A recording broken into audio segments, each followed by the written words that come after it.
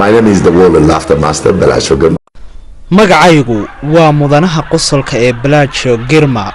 waxaan ahay maareeyaha guud ee hay'adda qosolka oo dhan halka Itoobiya waxaan noqonay dugsigii qosolka ee ugu horeeyay ee halkan laga furo dugsiga qosolka ee maxalliga ah ee ugu horeeyay Afrika waxaanu isku dayeynaa inaanu horumarino khibrad cusubna siino haweenka uurka leh marka haweeneyda uurka leh tababarka aanu siinayna waan ku qoslisiinaa marka ay haweeneydu qosolka bilowdana cunuga ku jira uurka ayaa sameeya dhaqdhaqaaq oo waa qoslaa uuna dhool cadeynaya muddo 6 maalmood gudahooda waxaa jira mid kamid ah macaamiishayada tirada badan oo dhigta dugsiyada dadka lagaga qosolsiiyo oo la xanuunsanaya cudurka kansarka markii uu ku soo biiray iskuulka qosolka wuxuu sameeyay horumar weyn oo waliba wuxuu helay dhiirigelin waxa kobcay dhammaan caafimaadka jirkiisa iyo nadaafadiisa kansar hoos u dhac murigo hoos u dhac Cortisol, go down. Cortisol, go down. Depression, go down.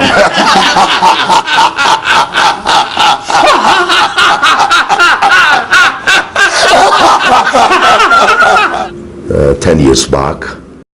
10 sano ka hor waxa igu dhacay masiibo weyn midda koowaad waxay ahayd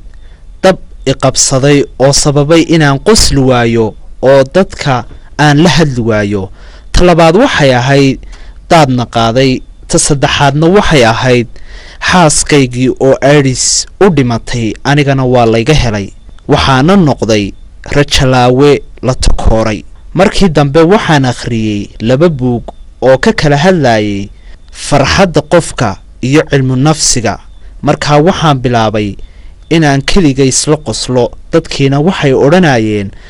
war maad waalan tahay ama maad khafiiftay markay dadku bilaabaan inay qoslaan si wanaagsan ayaa ay dadka kale ula xiriiraan